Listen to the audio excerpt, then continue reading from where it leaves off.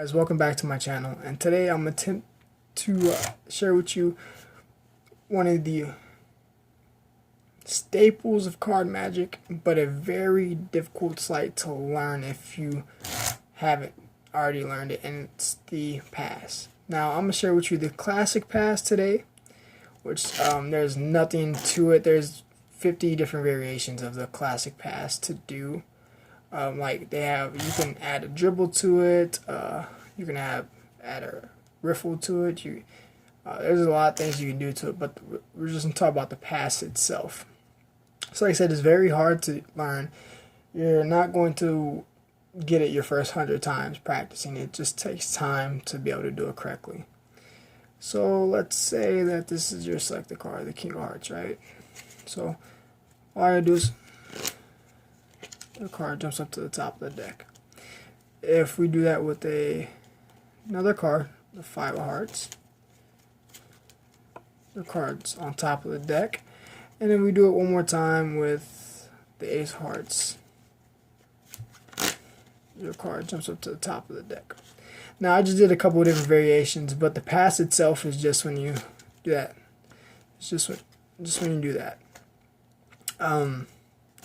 Learning the pass is vital because there are things that you can do with the pass, such as the King of Hearts on top of the deck, right? And you cut the cards, and the King of Hearts is still on top of the deck. So the pass itself is a great move to learn, and there are easy variations of how to do the pass, and I will talk about that in detail in another video. But the pass itself, what I'm going to do is when I learned the pass, I actually learned how to do the pass over the internet, and I learned how to do the pass by Disturbed Reality. He has a great tutorial on how to do the pass, and in this case he used two cards. In this case I'm going to use a movies card and let me see what else I got, and a golf card. Movies card and a golf card. Essentially the pass is you'll have a pinky break over a selected card, and you're gonna hold the edge of the deck, and you're gonna use your pinky is gonna push up, and these two fingers are gonna push down, and you're going to basically pull the card out. Not like that, but like this. So you're basically going to pull the card out. But in order for that to work, your pinky's gonna be pushing up, and these are gonna be pushing down, and your fingers are gonna have to hold the edge of the deck.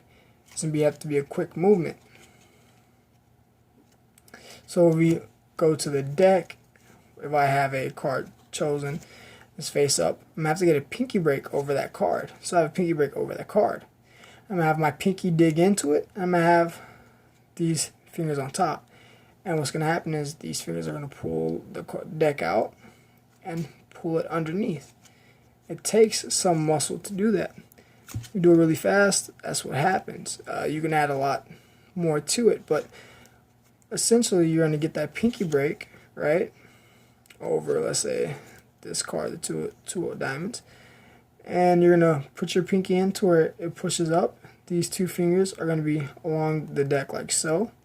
Your hand is going to be, this hand is going to be touching not the packet that you're going to be doing the pass on. And when you first learn how to do the pass, I suggest you want to learn how to do such amount, so cards. Usually when you do the pass, you do it with about half the deck or so, and you just do the move.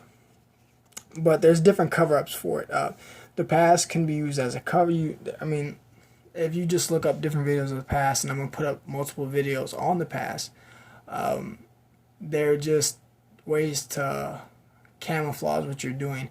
And if you learn how to do the pass itself and camouflage it, it is a staple in Magic to do. But getting back into it, so what I'm going to do is I'm going to have a pinky break over the two, right? And I'm just, like I said, put my pinky in. My pinky's going to push up on the deck, and these are going to push down. I'm going to put my fingers not contacting this edge, and I'm going to pull the cards out and up.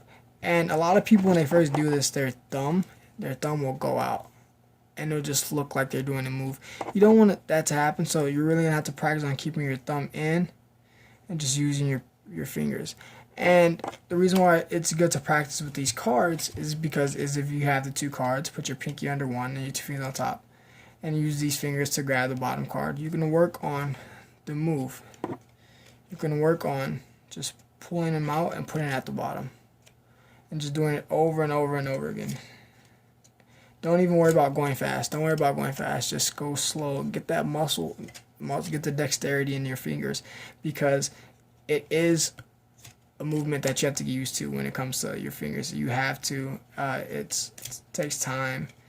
But I would just do this over and over again. I used to just do this and put it back on, you know, and just keep going back and forth. Just getting my fingers to work on doing this, basically, because you're just doing this motion. And having my pinky push up and these pull down, and trying to keep my thumb in as I do it without having my thumb float out to do that. So it's just something that you should work on. And when you do end up starting to practice on a deck, cards are going to fly everywhere if you don't do it correctly. And it's, like I said, it's not going to happen your first 100 or so times. It's going to take practice. What I recommend you do if you learn how to do is actually do the same thing you're doing with the cards with less, and go slow. Don't go fast. You don't run before you can walk. Go slow.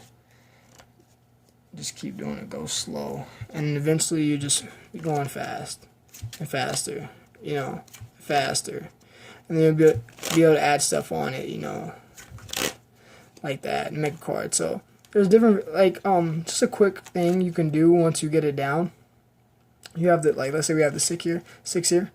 If you move your hands to the side as you do it like that, it makes it less noticeable. And like I said, there's other variations of the pass, and I'm actually about to put a video out on the easiest pass to do, which is you have a card here, right? Let's say it's the ace of, well, let's do it the other way. Let's say you have so facing up, let's say the 7 is your card, right?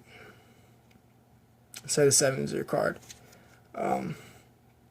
If you just turn the deck over, I kind of messed up a little bit, but the 7 be on top.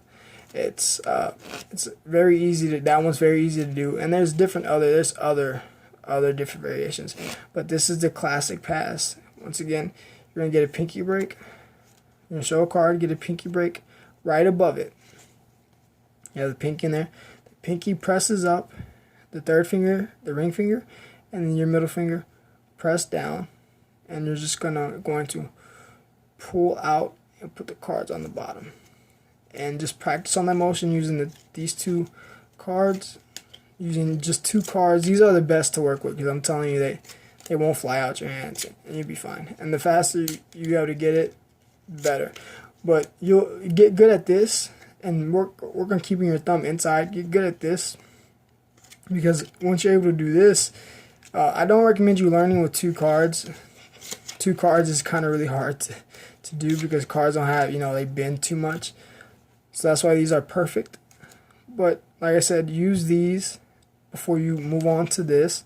Once you move on to this, use small packets at a time, and just work on doing the movement itself. Just work on doing the movement itself. Don't work on trying to get fast. And you might end up just doing this and dropping cards everywhere. You might just go flying out. Or you might, pull.